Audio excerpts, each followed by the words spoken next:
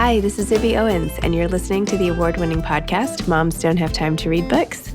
I'm also the host of Moms Don't Have Time to Lose Weight, and I'm the editor of the anthology, which you should run out and buy, called Moms Don't Have Time to, a Quarantine Anthology. All proceeds of that book go to COVID-19 vaccine research. And I'm the editor-in-chief of Moms Don't Have Time to Write, a new publication on Medium, and we're accepting submissions, so please send your personal essays there. And if all that isn't enough, you can follow me on Instagram at Zibby Owens, and my website is zibbyowens.com. Okay, now back to this amazing podcast. Thanks so much for the Raising Adults podcast, Future-Focused Parenting. Raising Adults is grounded in the future-focused parenting philosophy. Start with the end in mind. The co-hosts, Kira and Dina, are both parent coaches, doulas, and moms with a collective background in education, mental health, childbirth, child development, and more. They're all about helping families find the why behind the how, helping them parent with a strong intention, being proactive instead of reactive, and preventative instead of diagnostic. Understanding your why helps you do what is best instead of what is quick or easy. They talk about a large range of topics, coming at each of them with a long-range view, and they know parents are busy, so episodes are short, about 30 minutes long. All of their ideas are customizable because they're all about finding your why, which is unique to every family, and they laugh a lot and are dynamic hosts who make you feel like you're sitting down to coffee with friends.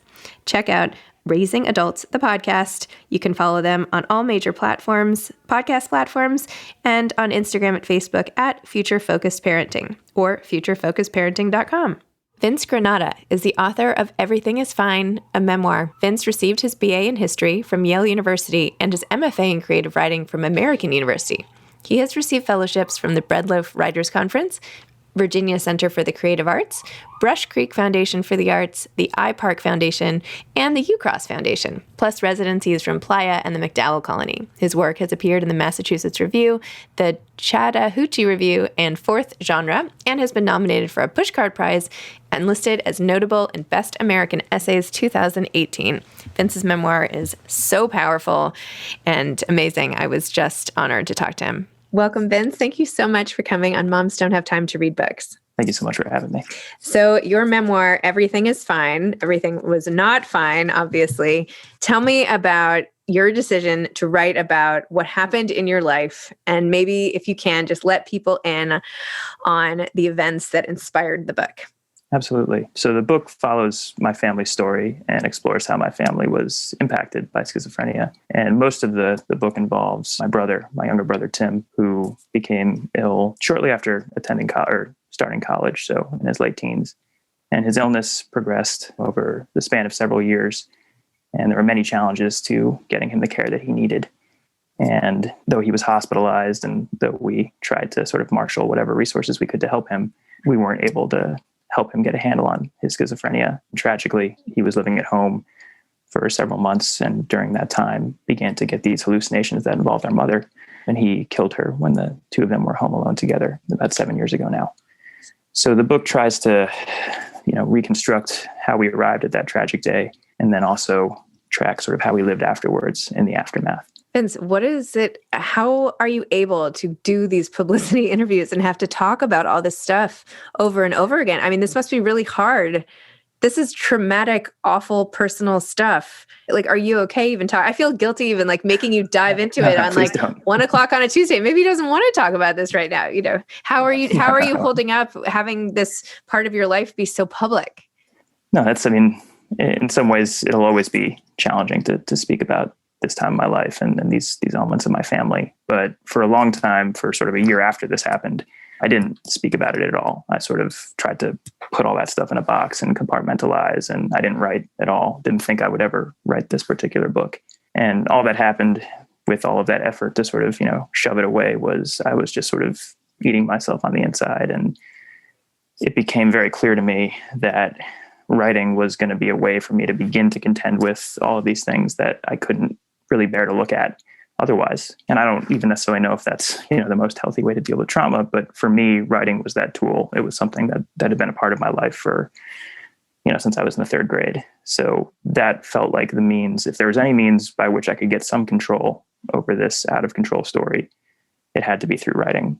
And by spending lots of time on that writing, it became easier to have conversations like this one, even though, obviously the trauma still 7 years later, echoes very sharply. While you were writing it, did you show anybody? Did you keep it sort of close to your heart and wait till the end? I'm curious as to how you dealt with that process. So I was very lucky when I started writing this book to have just started a graduate school program, an MFA in creative writing.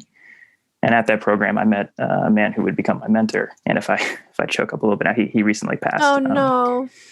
He was an incredibly special person, an incredible writer. His name was Richard McCann, and he worked with me for 3 years.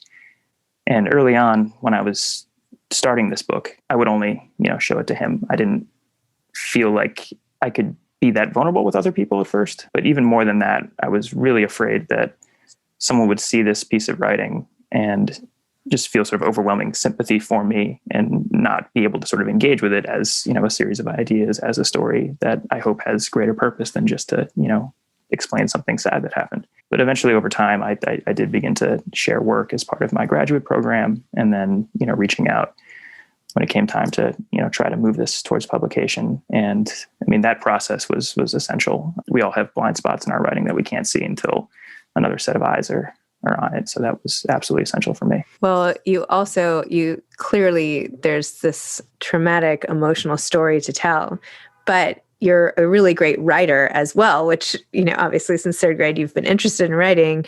So the way in which it comes across is just so like gripping and vivid. Like you feel like you're in there, all the details of your home and just all of it, down to everything you discovered through your research, going back through all the files, recreating that whole day. I mean, you feel like you're living it with you. And now you have all these sort of readers who have, like, you feel like you live it when you dive into someone's words. So it's really incredible the way you've made it come alive, unfortunately, and that we share your pain now because we like are living it with you in a way. That sounds ridiculous, but I hope you know what I mean.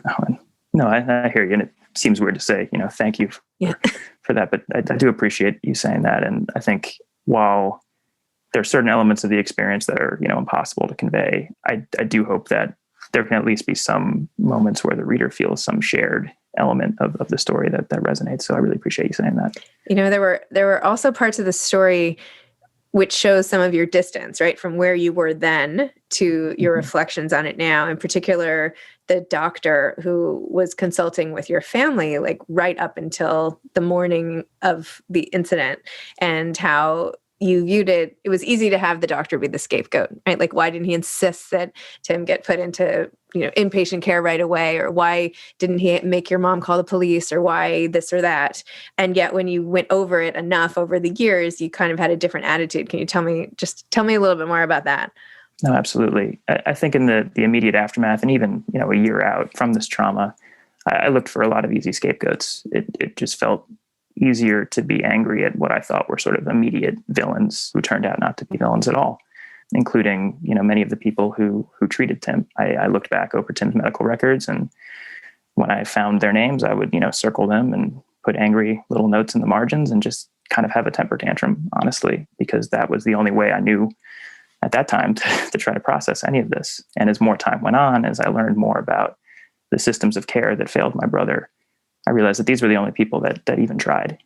And that the more I learned and the more I really investigated my family story, I could start to see how systemically there were bigger factors that were to blame. And I could start to look at myself as well and realize all that I didn't know during sort of the lead up to what happened in my family, and could start to think a little bit more critically about what I could have done or what I didn't do. So I bet people reading will be thinking like, oh my gosh, I could never have made it through. How do you pick up and like wake up and take a shower and have the day when like you've had this experience? Like how do you go on when something like this has happened?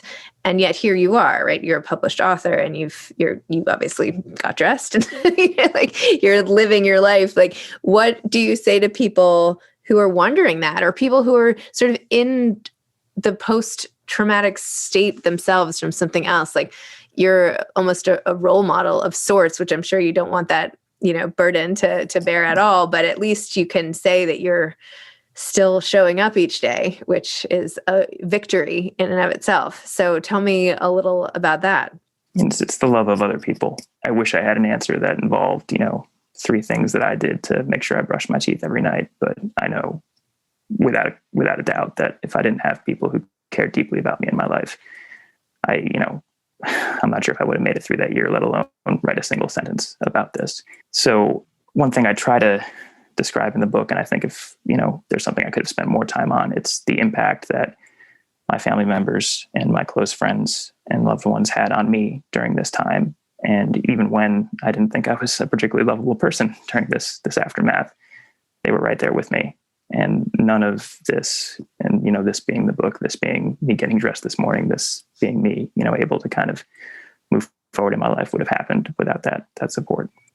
You write so well about when your friends organized the, not like surprise party, I don't know what to call it exactly, but your friends all rallied together, right? And you went over there in the brain foggy aftermath moment and just got to sit with your friends and be there, and they were just by your side. And there was one friend in particular who you were so grateful for. I'm blanking on his name right now, of course. Charlie. I actually just spoke on the phone with him a half hour ago. Oh, that's amazing. And you don't always see such examples of amazing, deep male friendship, right? This is like very common in a women's book, right? We're all talking about our friends all the time, but it was so amazing to see how they showed up for you and how much you got out of that.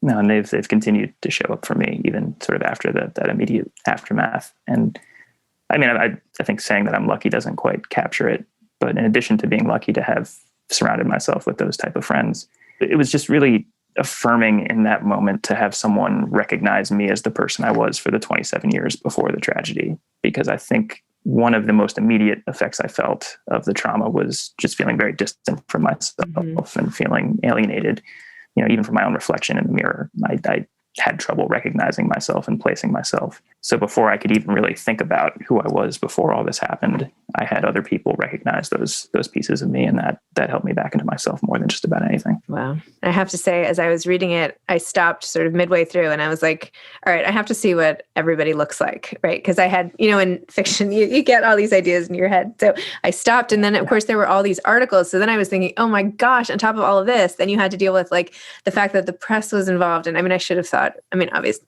I just didn't realize you had to deal with like another layer, including even your compassion for the journalist who was like or the photographer rather, who was taking the picture of you, like coming out of the courthouse that eventually, they got rid of, but that you had that added layer to contend with. What was that like? Deeply strange doesn't quite cover it, but I can remember that the part that felt the hardest to sort of rectify was that by nature, in local news reporting, whether it be sort of a news clip or a headline in a newspaper, there's only so much space for them to sort of describe what happened. I mean, at that point too, I also didn't know a lot of the details of my own story. And so it bothered me early on, and this is really through no fault of the journalists who were just working in the medium that they were given. They couldn't capture every element of the story. They couldn't show how this wasn't just this, sort of sensationalized tragic event. And I think more than anything, what I hope the book can do for Tim in particular is to show him as someone who is more than just, this person who happened to have this disease that spun out of control that led to this traumatic, tragic event. So I do hope that, because I have, 300 pages to work with here, I can capture a lot of the moments that you can't see when you just read sort of a short report in the news. And what's like today's update? Like, where are all of your siblings? Like, what's going on with your family? Now I feel like I have the right to pry into your life, which of course I don't. But Okay. What's like the postscript from today's vantage point? No, I really appreciate you asking that question. And I mean, I think to start with Tim makes the most sense. And he and I spoke on the phone yesterday. We are still in close touch, though I haven't been able to visit him in person for, the last year. But he has now for just about 4 years been consistently and voluntarily on medication. He has moved through several steps. He is no longer at the most maximum security facility. And it's simultaneously really affirming to describe how thoughtful and how caring a person he is, and how our conversations are, sprawling and cover all sorts of things. And to see him that way, it feels great, but it also is incredibly painful because it's just this reminder that none of this had to happen. He didn't have to go down this particular path, but he is progressing well. He's turning 30 in September, and there are many reasons for hope that he'll have a very rich life, going forward. I am very hopeful. And my sister Lizzie and my brother Chris are both doing well as well. And they've achieved so much in their various fields, and they're living very full lives. And my dad is still in Connecticut, and he and I speak very often. We've all spoken about the book and sort of the challenges therein, but we're doing the best we can. Wow. So when you sat down to do this, like how long did this take? I know you said it was a multi-year process. Was there ever a point where you got, at the end of your program tell me more about, I guess, the timing and the process. Sure. So I started this graduate program just a little over a year after my mom died. I'd been a high school English teacher, and I was sort of edging my way out of teaching even before this happened in my family. And it was actually the third to last conversation I had with my mom was about my writing and about how I had sort of set it aside for most of the years I was teaching. So I had known before that I wanted to take my writing more seriously, and I thought about graduate programs. But when I began the grad program that I started, I didn't think that I was actually going to write nonfiction. I thought I was going to write fiction. But shortly after arriving and meeting Richard McCann, it became clear that this was the story I had to tell. It didn't feel like a choice at first, at least. So I began really in the fall of 2015, and for about the next 3 years, sort of wrote what at first was a series of essays and then became a memoir. And after that 3-year period, there was about another year of revising and sort of, shopping it around and seeing if anyone was interested.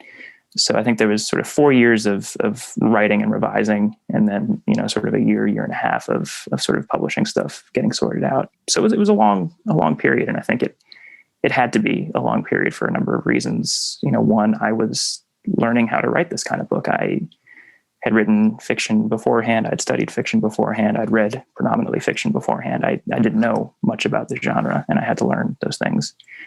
And it was also very helpful to work through this over a long period of time so that I could get a bit of distance and understand certain elements of the story that felt too immediate and too, still too sharp, I think, when he started writing a year after. Well, it's like not the worst part, but the fact that now, of course, you still have to deal with the loss of your mom, right? Forever. That's not something that can ever, that's like, I don't know, I've had loss in my life. And I think one of the things about it is just the finality of it. Like there's nothing you can do. You can't be like, oh, I should have gone this way on that drive. Next time I'll go that way. Or there's nothing you can do about it, which for me has always been the biggest sort of stumbling block of the whole thing. Like you're always going to have that grief and that loss. Like how do you maintain her connection, right? Because I think how do you keep her sort of alive in your mind? How do you process that grief and sort of carry her spirit with you, if you will? And I appreciate you asking that question. And again, I wish I had a simple answer. And I know I mentioned just previously that one of the last things that we spoke about, my mother and I, was my writing. If we hadn't had that conversation, I think writing this book would have been much more difficult. And, while I know I can't take that conversation as sort of like one of her final wishes, and that would be reading a bit too much into that exchange, I think about that conversation with her so much, and think about how much time I've spent since she died writing, and how she knew what writing meant to me, and how writing this book is as close as I can come to, having a conversation with her or thinking about sort of, her impact on my life to this day. So I unavoidably, whenever I write, she's right there with me. I'm so sorry. I'm just so sorry that you lost her. I appreciate you saying that. Thank you. Do you have any advice for aspiring authors? Well, I think aspiring authors, maybe speaking specifically here to people who are trying to write memoir or essay, or specifically writing about traumatic experiences and difficult experiences, because I think many people, like me, feel at some point the urge to try to sort through difficult memories in writing. And I think starting that process is incredibly terrifying. At least it was for me. And if I didn't have someone like Richard to sort of coax me along those early moments, I don't know if I would have started. So I guess I would say, if you can find someone who you can trust, who's, someone who's done some sort of writing like this before, who kind of knows the ways that this type of writing can, both help you process trauma, but also at times, make some things more difficult to handle. To have that kind of voice in your life as you're going through this type of writing is invaluable. So I would say try to find someone you can attach yourself to in that way.